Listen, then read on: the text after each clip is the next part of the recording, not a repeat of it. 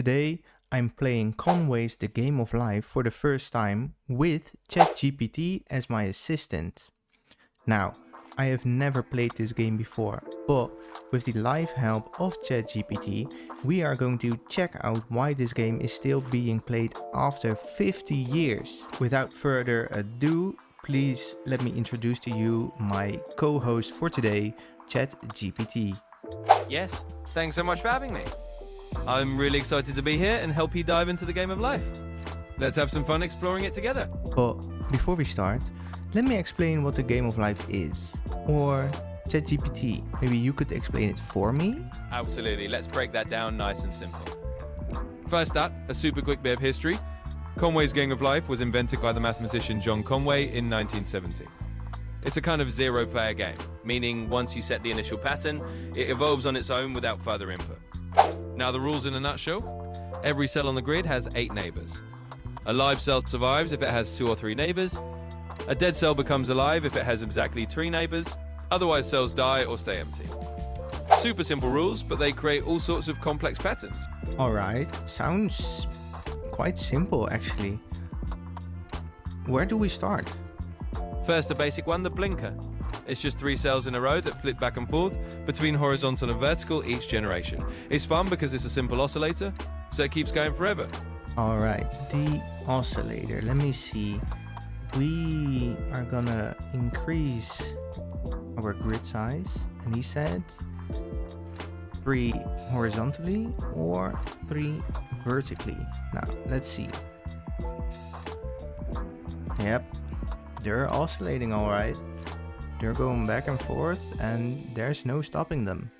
Alright, what is the next one, Mr. ChatGPT? Second, a bit more complex, the glider. This is a small pattern that actually moves diagonally across the board over time. It's fun because it travels. It's like a little spaceship in the game of life. Alright, the glider.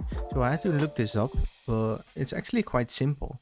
You just place 3 next to each other, one above the right one and one in the middle above that. And here you can actually see it just gliding around the screen. Alright, seems fun, but maybe we could do a bit more complex one. A more complex one, the Gosper glider gun. This one is really cool because it's a big pattern that repeatedly generates gliders.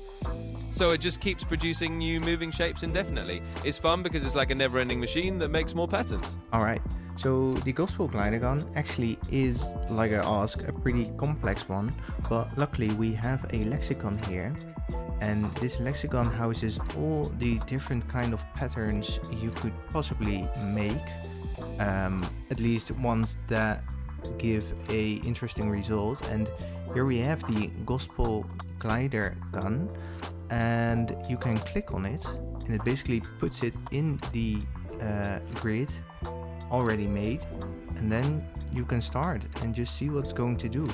So we started it and we can increase the speed a little bit. Oh, there goes it. Yeah, there they go. It's shooting little gliders, but basically automatically, which is actually really cool to see. Right now I am writing ChatGPT as a shape, and I would like to see what is going to happen to them. Could you maybe make a prediction for me? Absolutely. So if you're arranging the cells to spell out ChatGPT as a shape on the grid, here's what you can expect. At first, the letters will probably start to break down pretty quickly. Straight lines and corners tend to become little still lifes or oscillators.